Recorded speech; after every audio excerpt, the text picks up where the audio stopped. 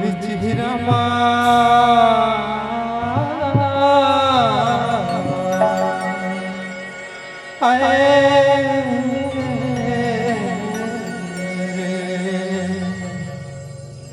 अरे गोरी तोर चेहरा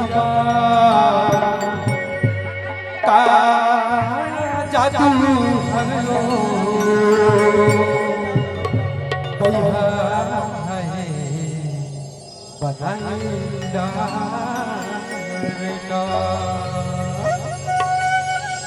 गोरी तोर चेहरा का जादू हलो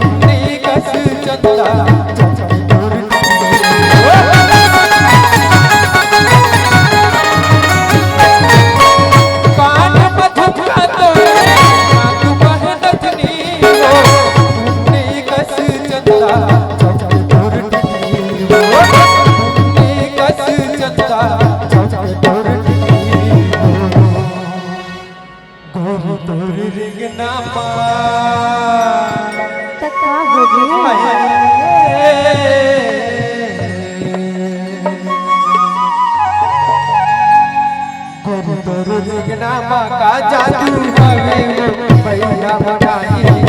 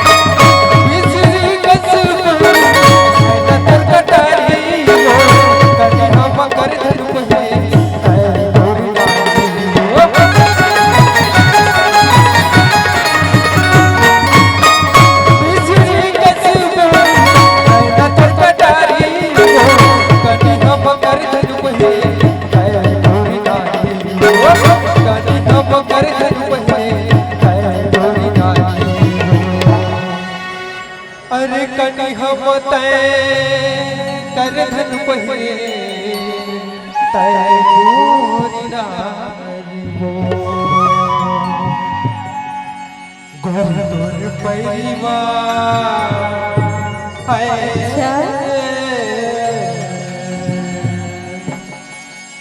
गोर तोर परिवार का जादू हमें वो भैया बनाई चेहरा का जादू हमें वो भैया बनाई भैया बनाई रे पगल बनाई रे दीवाना बनाई भैया बनाई रे पगल बनाई रे दीवाना बनाई गोरी तोर चेहरा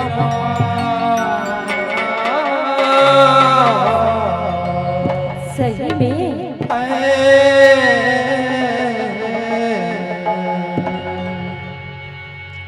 गोरी तोर चेहरा का जादू हमें वो भैया बनाई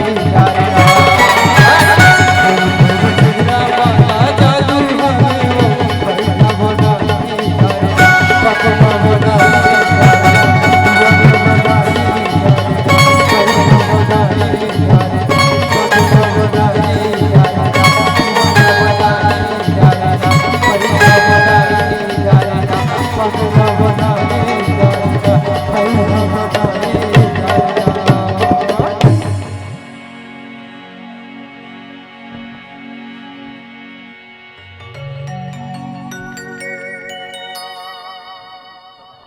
हेलो कौन कौन प्यार करते हो?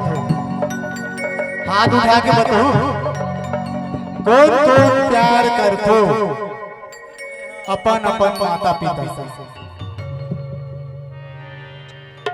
कौन कौन प्यार करते हो अपन अपन माता पिता से? कोई नहीं करो। माँ बाप के लिए दो लाइन बोलना चाहूं।